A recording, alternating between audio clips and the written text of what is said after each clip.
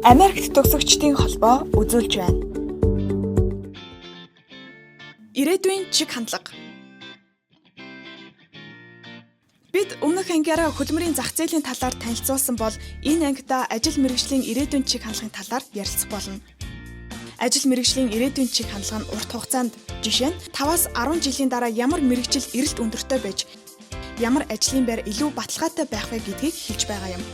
Ямар мэргэжил хамгийн эрэлттэй байх вэ гэдэгт нийгэм эдийн засгийн хөгжил, аль нэг салбарын хурдтай хөгжил, технологийн өөрчлөлт, тэрч байтугай эдийн засгийн хямрал зэрэг маш олон зүйлс нөлөөлдөг.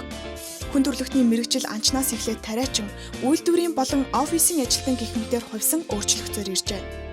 Одоогоос 100 жилийн өмнө гихтэл хүн төрөлхтөн дуудлагын пицца хүргэгч, графикч, дизайнер, дэлхийн дулаарлыг судлаач гэх зэрэг мэргэжилтнүүдийг сонсох нь бүхэл төсөөлөөчгүй ялсан. Бизнес санхүүгийн чиглэлийн Forbes сэтгүүл 10 жилийн өмнө байгаагүй 10 шинэ мэргэжлийг нэрлэжээ.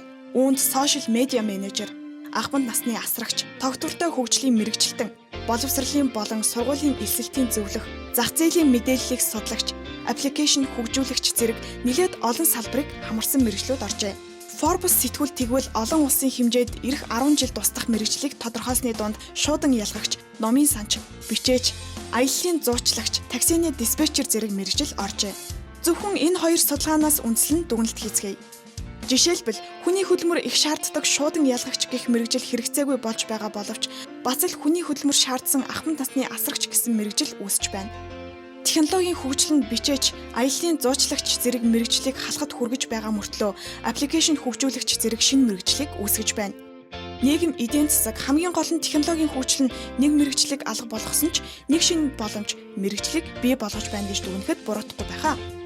Хамгийн гол нь ямар мэргэжлийн хэрэгцээ багасж байгааг маш ухаалгаар харж цаг алдахгүйгээр өөр чиглэлд хөрвөн ажиллах чадвартай байх ёстой. Хөрвөх чадвартай байхын тулд чи зөвхөн өөрийн сонгосон ажилдаа сайн байх биш, тухайн салбарын талаар маш сайн мэдлэг мэдээлэлтэй, үүнтэй ижил төстэй ажил мэргэжил рүү орж ажиллах чадвартай байх хэрэгтэй.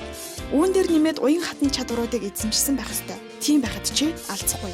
Хэрв чи сониуч харсан дууснаа эргэцүүлэн боддог бол цаг үеийнхээ мэдээ сэтгүүлд анхаарлаа хандуулаарай. Хачирхалтай нь мэдээнээс сонсох тоо баримтууд аль нэг салбарт гарч байгаа өөрчлөлт мэргэжил сонголтод маш чухал нөлөөтэй гэдгийг чи мэдрэх болно. Тиймээс сонгох гэж буй мэргэжлээ нарийн судалж өөрийн болгох нь ирээдүйн төлөвлөлтөнд чинь туслана. Дараагийн ангид сонгосон мэргэжлээ наривчлан судлах талаар ярилцъя.